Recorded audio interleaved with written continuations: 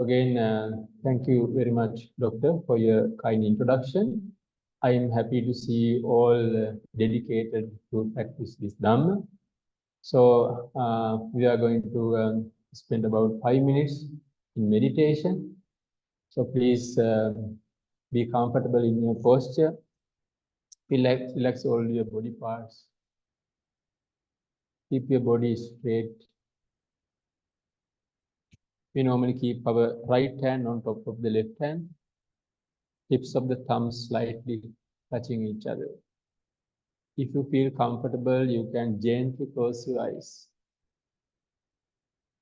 Now take a deep breath until your lungs are full and slowly breathe.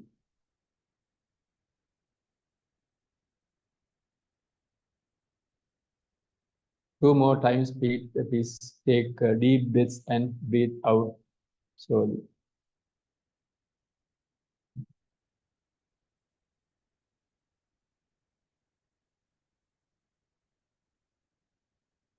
Now, just be aware of whatever occurs in your mind.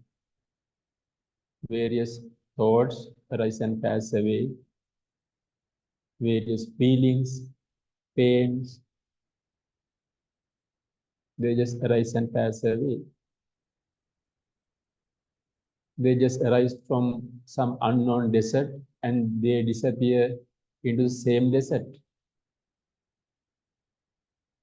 In mindfulness meditation, in a way, we just become a neutral observer without any desire or aversion to whatever arises.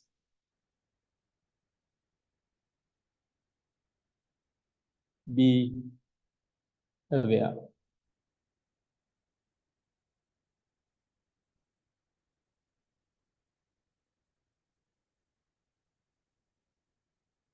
If you can focus on your breath, just keep your mind on the breathing process. If you cannot locate the breath, it's okay. Whatever comes up in the mind, just be aware without judging them, without a desire, without aversion.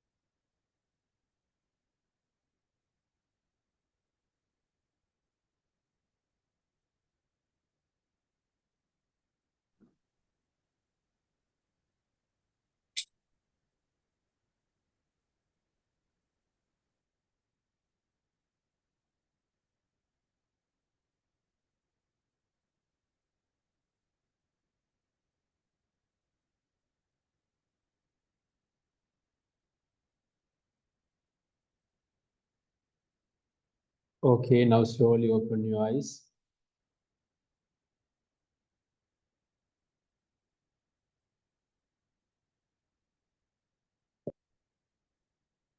Doctor, could you please give me that clock? Can you keep it here? Yeah. Oh, thank you. Okay. I will see. Oh, thank you. Right.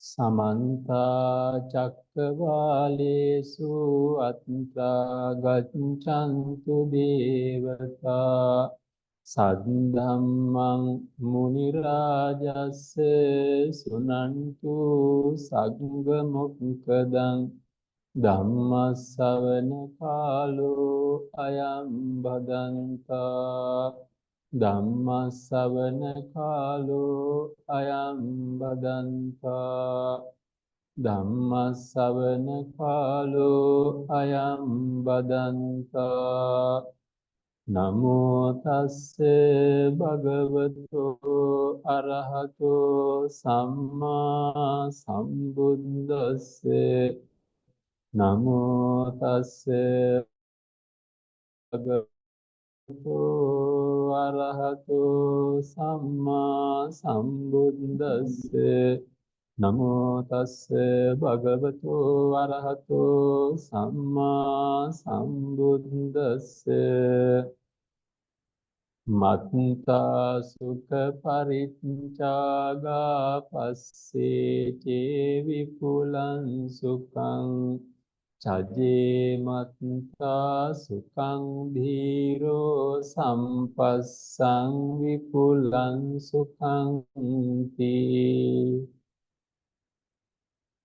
Dear friends of Dhamma, now we are going to listen to a sermon that explains some key aspects of the liberating path expounded by the Buddha.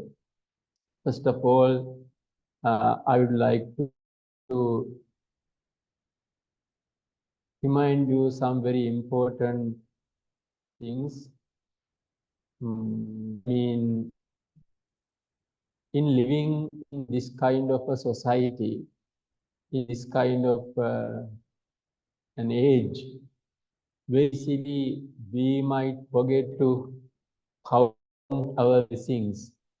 Very easily we can focus on what we lost, what we do not have, and we might compare ourselves with others in an unhealthy manner. So there are that kind of problems. So that it is very important to pay attention to some important teachings of the Buddha. After the enlightenment, for 20 years continuously, every day, Buddha delivered some stock sermon. We can call it a short sermon, a kind of a reminder, just after the lunch when many monks gathered in front of his dwelling, what now we call the shrine of the Buddha. Buddha said every day some words of encouragement. What did he say? Rising of the Buddhas in this world, it is very rare. Dullabho buddhupado lokasmi. And the second one, it is very rare to be born as a human. Actually, we are engaged in some long journey of births and deaths. In this long journey, it is very rare to be born as a human. Third one, it is very rare to hear the noble doctrine. This doctrine is something great. Now, these days I study what is called research methodology for one of my degrees. So I was very inspired to see that what various scholars, researchers in developed countries, they have agreed on some methodology to do scientific research, and their observations are very close. So actually, in certain areas, they just resemble the Buddha's attitude to observe this world and come to conclusions. So this Dhamma inherits that kind of great qualities, appealing to the scholars, appealing to great thinkers and philosophers. So Buddha pointed out, in the samsaric journey, it is very rare to hear such a noble doctrine. And in every bit, every inch of this Dhamma doctrine, there is the taste of liberation. On the other hand, if a Dhamma, it is not rational, if it is not logical, and if it is not well expounded, they have those teachings, those that kind of thoughts, they are very binding and limiting and also constricting. So that we should rejoice the saying of the Buddha that this noble doctrine, we are blessed with the great chance to hear this noble doctrine. And then to see monks who have gone forth in this path of liberation, it is something very rare. And we are blessed with that chance. And also,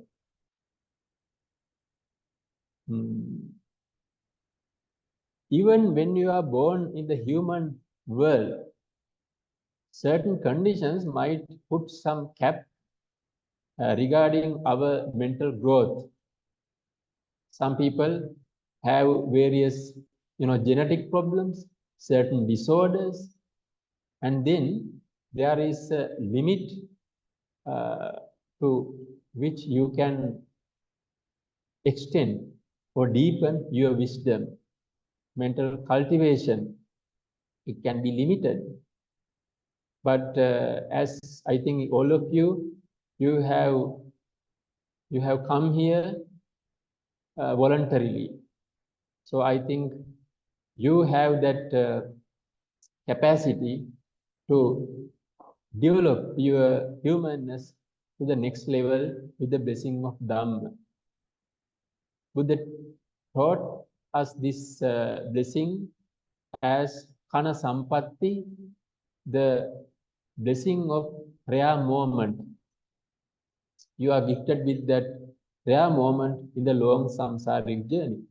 So even to our children, we have to teach them again and again and again to count their blessings, not the problems.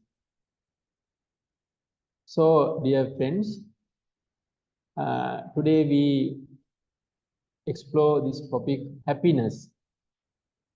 Happiness, according to the English culture, they mean happiness. Happiness is the state of being happy.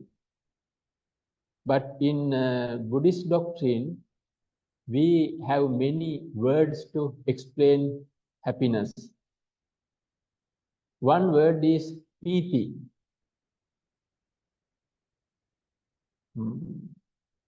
It is translated as happiness and rapture and some prefers to choose gladness also. There is another word called sukha. Pali word sukha means bliss. So when compared to the state called piti, sukha is manifested at a physical level also. And also we come across a word called pamojja. Pamojja means primary level of happiness. At a primary level, initial level, there is pamojja, primary happiness, and if we pay right attention, wise attention, we can upgrade that, we can mature that into the second level, that is piti. This is about happiness, and what is the opposite of happiness? It is misery, unhappiness. There's a Pali word called domanassa. Those words convey the condition that is opposite to happiness. Then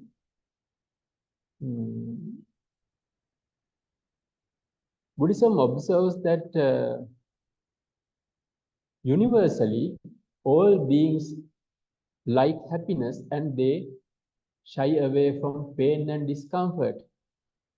It is very important to know that whatever people do, respecting various ideologies, dogmas, beliefs, whatever they do, they want to attain happiness in their perspective.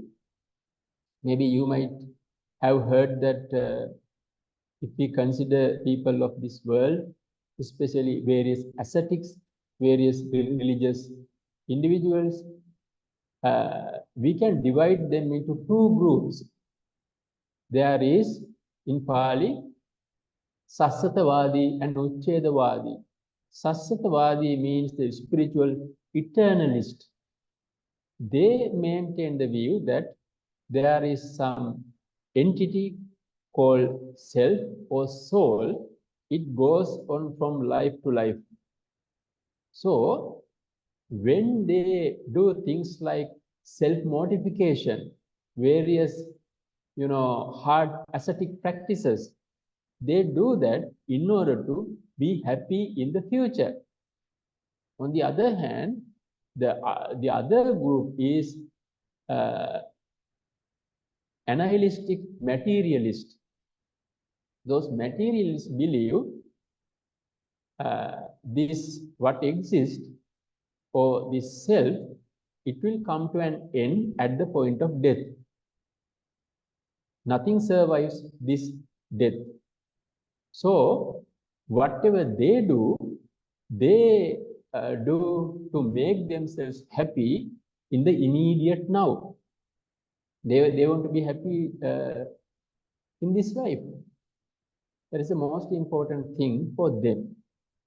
So we have to understand how all these thinkers, philosophers, and even our friends, more or less, they, whatever the belief they maintain, they want to be happy. So this happiness concept, there are many instances Buddha taught us about happiness. One teaching we hear, it goes, Piti mularang vindati data. That means the giver or donor, he or she experiences some happiness. So it is very important to note that this happiness, it can be associated with both unwholesome side and wholesome side of our life, because some people derive happiness by doing immoral and bad things also. But here, what Buddha appreciated is happiness. We can obtained by doing good things and wholesome things. So, by sharing what you have, if you share what you have in the right way, you can experience happiness that is a spiritual kind of happiness.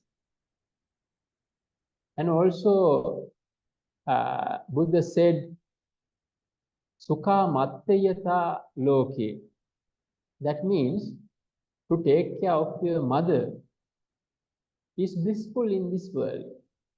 To take care of your father is blissful.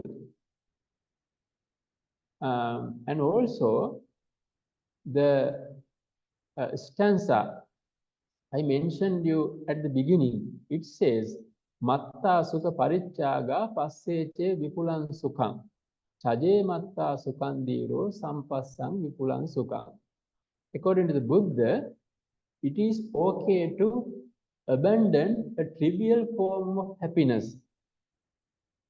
If by doing that, we can attain a greater kind of happiness. So that is the principle in all what we do. Let's say you came to listen to this sermon, and sometimes your mind might complain that if you stay at your home, right? Also, you might have some happiness by chatting with your friends, watching your smartphone or television. Those activities also provide some happiness, but this spiritual happiness you obtain from meditation, reflecting on your virtue, and also listening to spiritually inspiring utterances of the Buddha. We can attain deeper happiness. So we forsake some ordinary level of happiness, ordinary happiness in view of attaining a greater happiness. So what is beautiful in Buddhism is it takes you to progressively higher forms of happiness. That is the characteristic of this path. Gradually, it takes us to progressively higher and higher forms of happiness. In Buddhist point of view, it is of great importance to remember that there is a causal link between morality and happiness. Morality and happiness. So when we do not maintain our moral decency, we might do various evil things by way of our body, speech, and also our mind. So such wrongdoers, they suffer various discomforts and they just undermine our happiness.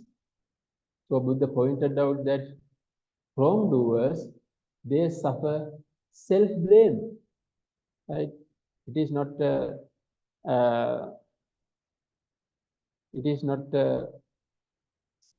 comfortable, pleasant state when we are troubled by self-blame, because sometimes others might not know, but our heart and mind, it know that we have done certain immoral things that harms ourselves and others. And also there is the blame from others. Buddha said the first one, attanvadi bhaya. Bhaya means the danger coming within. Second one, the danger coming from outside. Haranvadi bhaya means the blame or criticism from others. Then we have the fear of litigation. Other people might take legal action. We are troubled by that if we do various harmful things And also, sometimes doing various notorious things, they might pretend to be happy and okay. But at the end, we are not going to live here forever.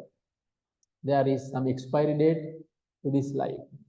Then one day we have to leave everything behind and we have to go.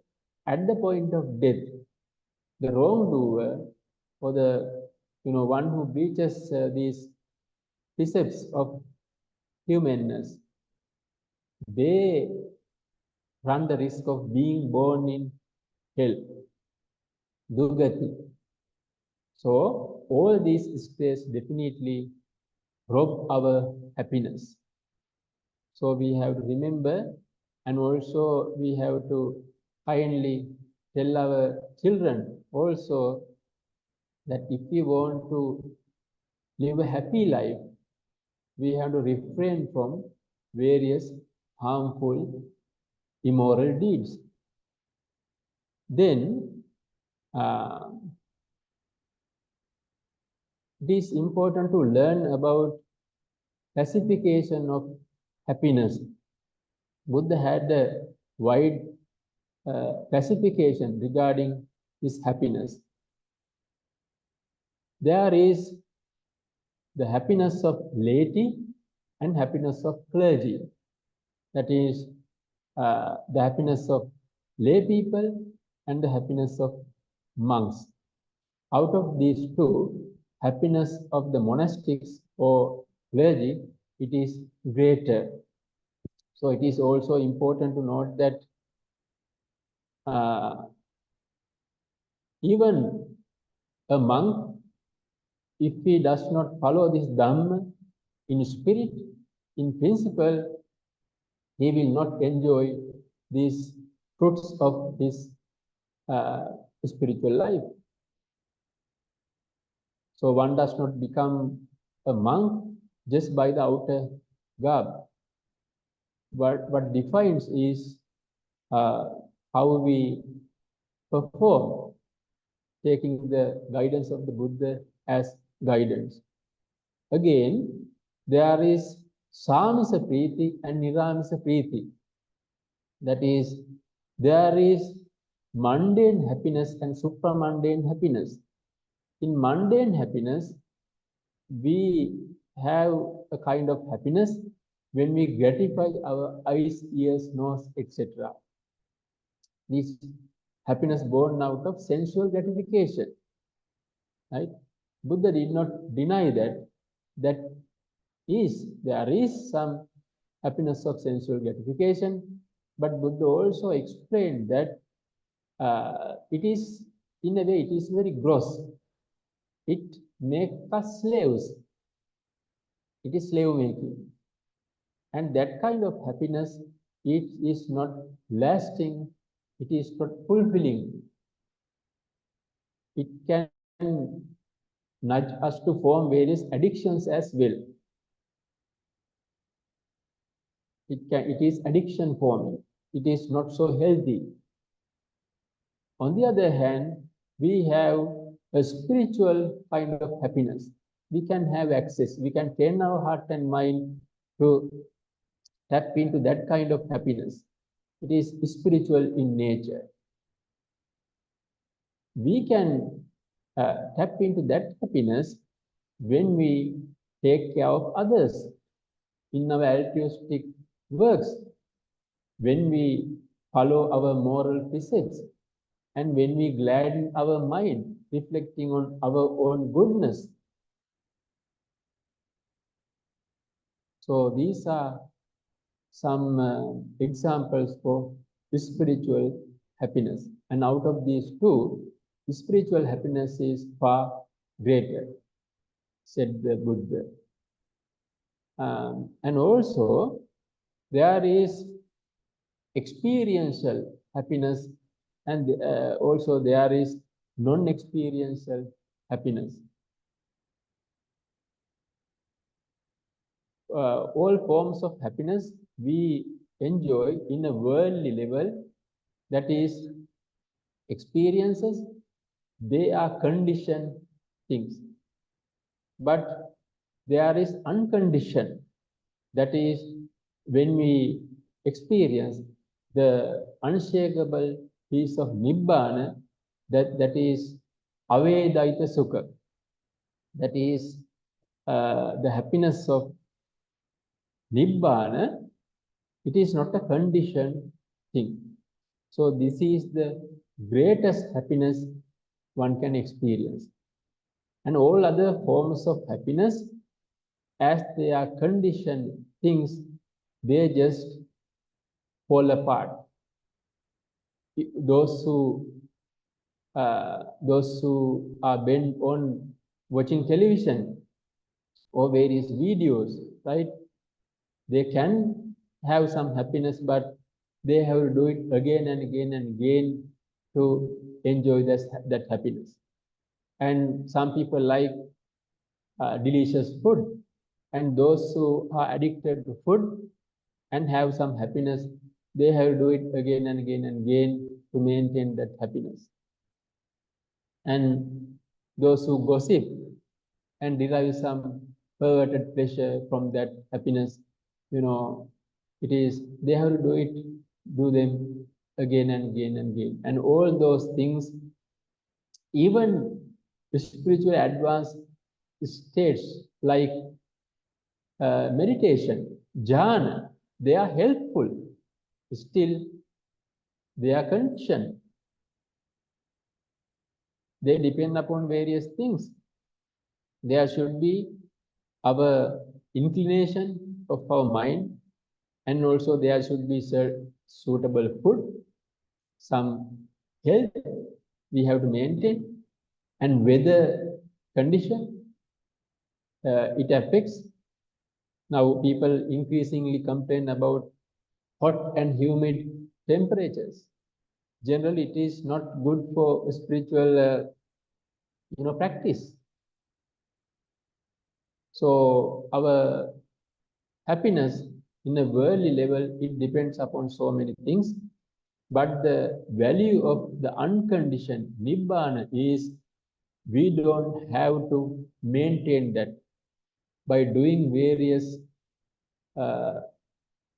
conducive factors, by supplying the nutriment, various ingredients, it is free from that menace. So Nibbana is the greatest ultimate happiness. Nibbanam Paraman Sukha, Buddha express. So, dear friends,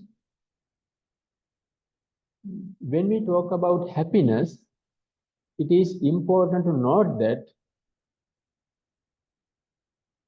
when we live in this kind of society, where these capitalistic and commercial trends sort of are very dominant, from the very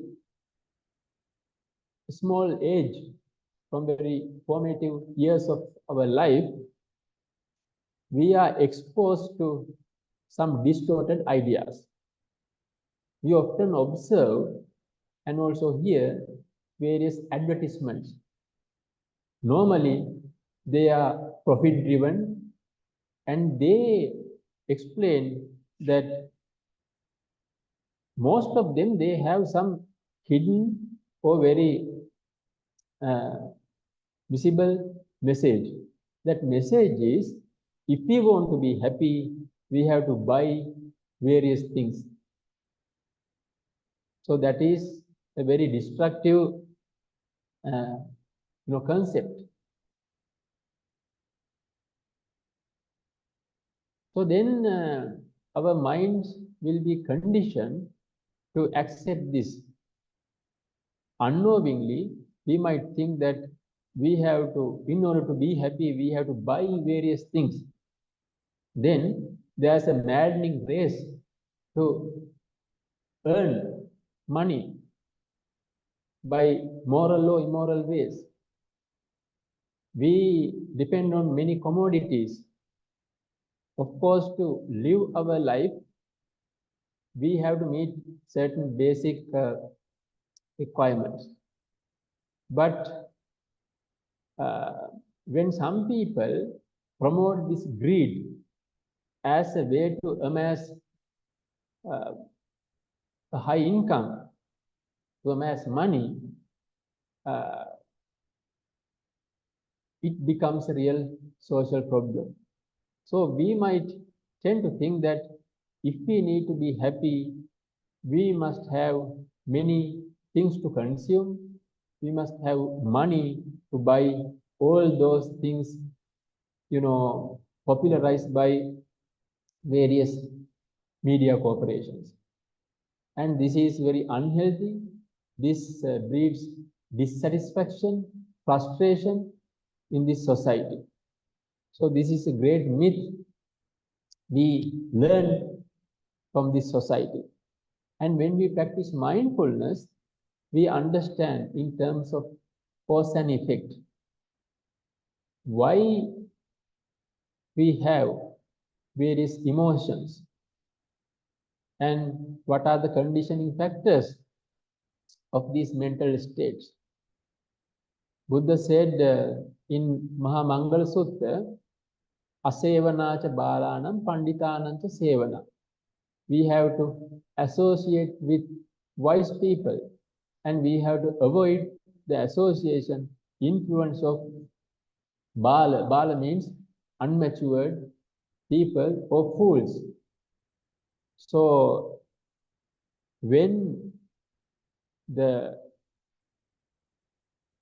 need or the motivation for doing things arises from desire or greed for profit, very easily various misconceptions will precipitate in our mind. So now there are certain very enlightening psychological studies also have been conducted on our topic. What really makes us happy? Happiness means many things to people, but there are some common elements. So generally we think that, generally people think if we find a dream job and if we can buy a bigger house, a newer car, we can be happy. We might struggle in that view. So these certain scholars, they have done a survey. They have developed some scale to measure their level of happiness. And they have observed what really makes people happy. Of course, they have observed that after buying a new car or new house, even after winning a lottery, there is a surge of happiness. But as everything is impermanent, that level of happiness just falls back to the previous level of happiness or unhappiness, whatever you like to call it. As I explained you earlier, everything is conditioned. So these emotions, feelings, they will not be here with us forever. Things are conditioned. So despite the popular belief, the amount of money in your bank account or how luxurious your house or your car do not decide your happiness. But they have observed something very important. When basic needs of life are met, right?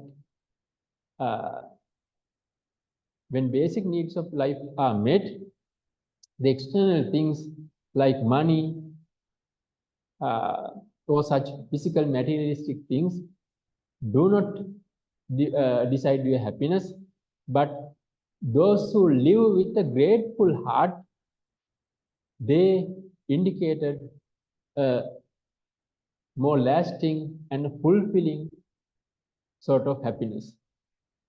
So this is very important, and that speaks with what Buddha discovered more than 25 centuries ago.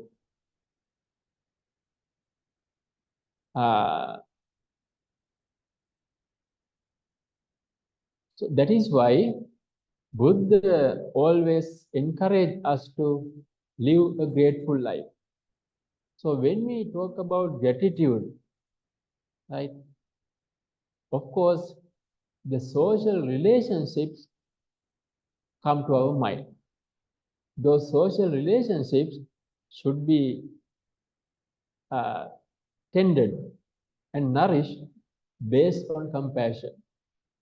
So the healthy relationship between parents and children, they are the most important things in our life when we focus on living a happy and contented life. So we are taught about the reciprocal duties we have to perform. And when it comes to these social relationships, we are talking about the real relationships we have with our immediate relatives and friends. So we might have some kind of cyber life with various people on the other side of the planet, and that kind of life, you know, it does not count in living a responsible, wise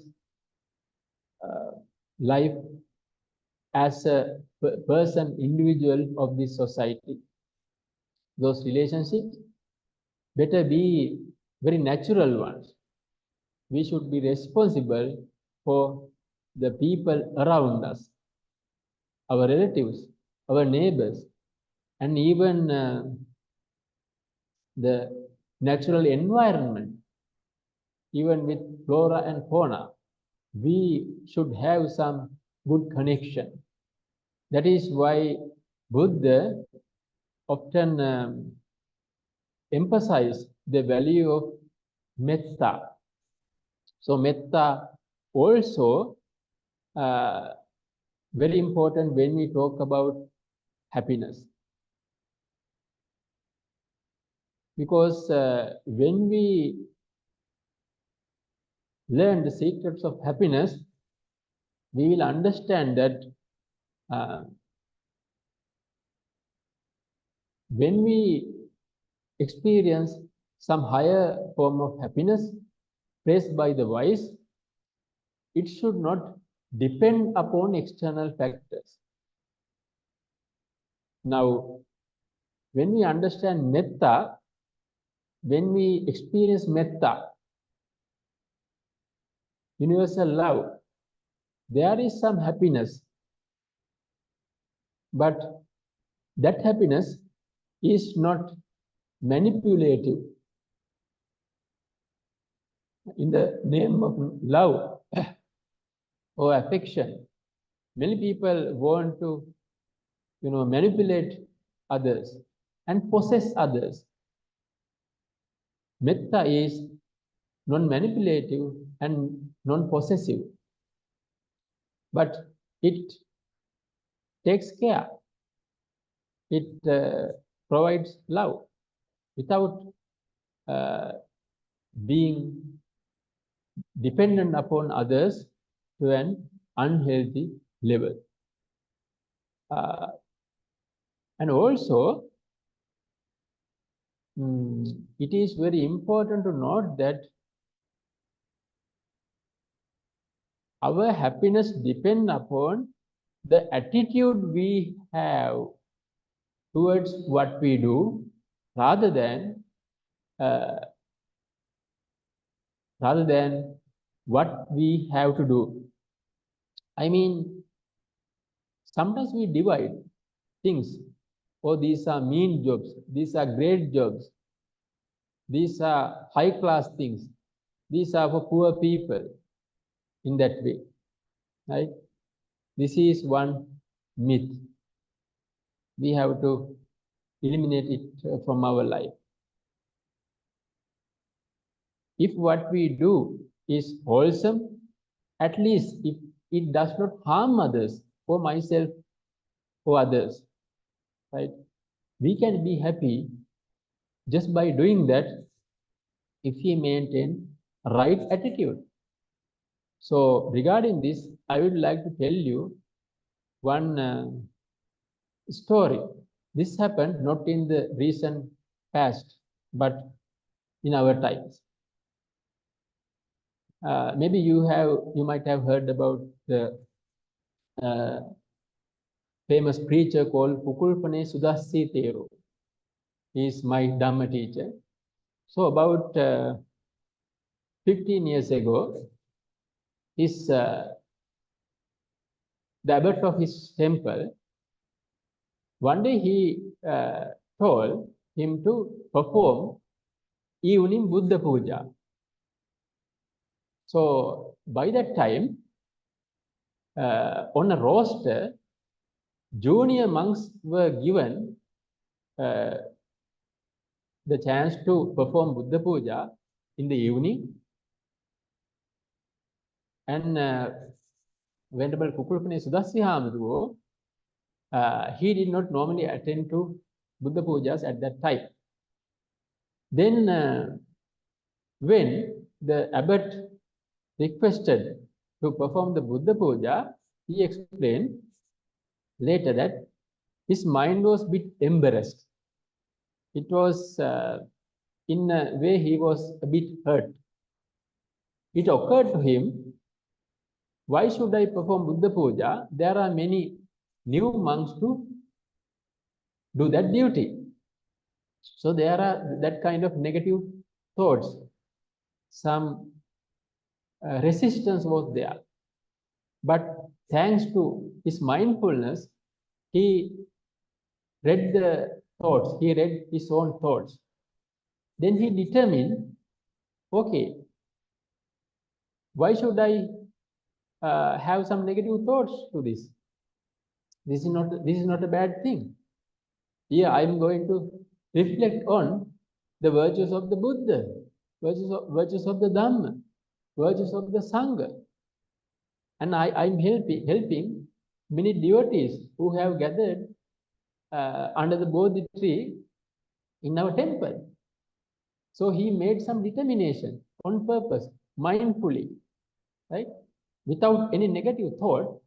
Today, I will perform this Buddha Puja, Bodhi Puja. And actually it is very close to homage to the Buddha Puja. So he succeeded doing that. He explained, actually, he now explained this in his sermons also. It is recorded on the internet also. There are sermons him mentioning this. So with some outstanding zeal and courage, because of his initial negative thoughts he experienced, he applied himself in this meritorious deed without complaints, without judgment, with much higher energy. And he said that actually he conducted the Bodhi Puja just like a good session of meditation. Now, when it comes to meditation, many people think that we have to be still like a statue in a secluded place to meditate. Of course, that is good, but that is not the only posture we can develop our mind. Bhavana, meditation means the development of your mind, right? And it can be done in many stances, many postures. What you really need is your attitude. And Venerable Sudassi Hamaru, he triumphantly says that that calmness, happiness, blissfulness he derived from that Bodhi Puja, it lasted for about 2-3 days. So you see whether, or in this way, whether we are going to derive our happiness from formal sitting meditation or by doing a Bodhi Puja, depend upon our attitude. If we have right thinking, right attitude, even by doing what people perceive as ordinary thing, we can be happy and we can develop the factors of awakening. Right? So unfortunately, people divide. Oh, these are things for mediocre Buddhists. These are things for advanced Buddhists. Right? These are for ordinary upasakammas. These are for posh people. So these myths we have to get rid of in order to promote our happiness and also our mental well-being. So again, our happiness depends upon our attitude towards what we do, rather than what we have to do. So this is same with various occupations also. There is some very crazy race to obtain certain jobs, and certain jobs are just despised, discriminated against. This should not happen. We can be happy in whatever wholesome, good, harmless things we do if we maintain that good attitude. So, when it comes to living with a grateful heart, we don't have to think or focus our attention too far in living a grateful heart. Let's say we can start from very simple things and deepen our level of happiness and also our well-being. Let's say all beings subsist on food. That is a must of our life. And somebody has to cultivate this food. It just does not land on our table. Farmers, workers, let's say if we take rice for an example, somebody has to prepare the ground in this high scorching heat, right? Then seeds should be sown and this plantation should be protected. Then there is fertilizing. So many people, day and night, they have to work hard to protect these crops, and then harvesting, storing, selling until it lands on your dining table, right? Many people work day and night. They strive, they struggle to produce these food items. So when we focus on this fact mindfully, it arouses some gentleness and some sweetness in our heart and mind. And this is very close to metta, loving kindness. And when we have this kind of thought and this attitude, this gratefulness, we can cultivate as a form of meditation.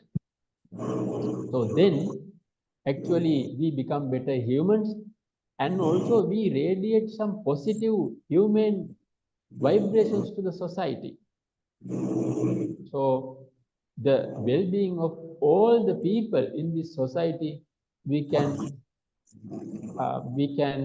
promote to the next level. So this is how we can practice gratitude. And also just think of what we wear. Now I wear cotton. So this should be cultivated. It should be fertilized. It should be protected in many stages. Many people work day and night to produce this. And then, you know, after harvesting, somebody has to manufacture threads, then weaving these fabrics and sewing these as a dress. Many people work day and night to produce these things. And when we understand this mindfully, it changes our mind from inside out. There is some change of our perspective, and we become better humans. This is an introduction to the qualities like metta and compassion, universal love and compassion. And when we have this kind of experience, there is some unexpected richness. Such a mind is very rich. It is very big. There is some big-heartedness. And when we operate in this level, at this level, we don't need so many things to be happy. And this beautiful message, we have to teach our children as well. So, living with a grateful heart, this is one important takeaway from the sermon today. And also, dear friends, this happiness, it can be elevated, cultivated to the next level called Bojjanga as an aspect of enlightenment, right? Awakening, we can practice. So, when we develop this to Bojjanga level, our Dhamma teaches that everything is conditioned and there are certain conditioning factors for the happiness awakening factor. What promotes happiness? What are the important conditioning factors of our happiness? Or what are the avenues we can reach this piti? First one, to reflect on the virtues of the Buddha again and again and again. Right? Because we have to learn and we have to reflect on. This is something beautiful. Unfortunately, this kind of fast-paced, confused society, it does not teach us real secrets of happiness. Can we really do something? These things really need some advertisement, some popularization. But what is promoted, what is popularized is the ways people can attain some mean and very restricted, low form of happiness. Buddha Anusati, it is a great source of happiness. Then reflect on the qualities of the Dhamma again and again and again. Reflecting on the virtues of the Sangha again and again and again. Now I tell you one story. He was Venerable Sudasi Hamdru was a famous monk, but he is very kind of outspoken. He, even in open public, he admitted that he experienced some negative, some resistance against Buddha Puja, appreciated by many Buddhists. But he corrected that mistake. He understood. He experimented. Why shouldn't I do it with a compassionate heart? What is wrong here? Come on, do it. And he experienced some radical change of his view. So this is, in a way, some virtue of Sangha. Right? They apply the instructions of the Buddha and reap the fruits. So, to listen to inspiring discourses of the Buddha, listening or even studying, they are also included in this practice. It promotes happiness, right? And also to reflect on your virtues again and again and again, right? So we might not be perfect to begin with. There are some people, they go to some unnecessary extent in practicing morality. This is a gradual path. We cannot be fully compassionate or, 100% pure at the beginning. Even if we respect one precept out of 5 for, let's say, a couple of weeks, that is something great. Because you do this in some context. What is that context?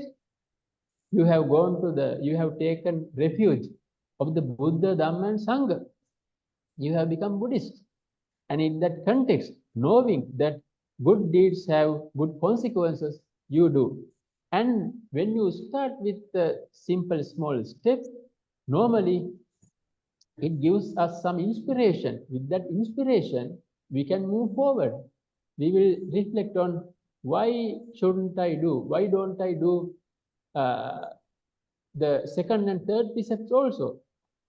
All the precepts then, and then taking 8 precepts on the 4 days, and we can extend. And taking this gradual path, some people have become monks also. Maybe you have heard such, great stories. So, reflect on your virtues again and again and again. It promotes happiness. And then, to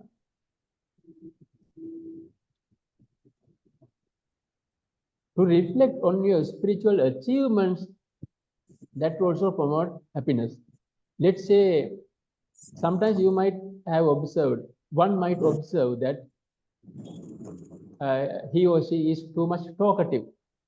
And talkativeness, it is not so good.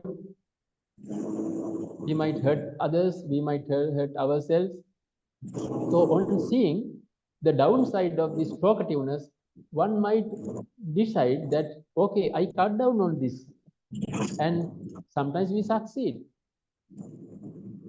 Then when we reflect on the positive changes we experience in our path so far, it promotes your happiness.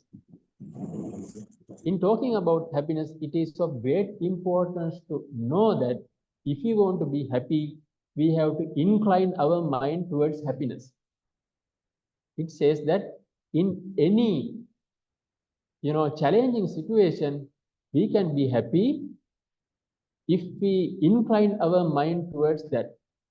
So this again says that our happiness should not depend upon the external factors. Happiness is an inside job. So if we change our attitude, if we know how to navigate through various ups and downs of our life with the blessings of Dhamma, we can attain a better form of happiness. So, by the way, what is the time now?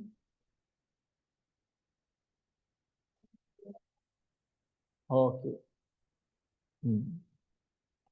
So, to sum up, happiness is a big topic in Buddhism. All beings, they like happiness. They shy away from pain and discomfort.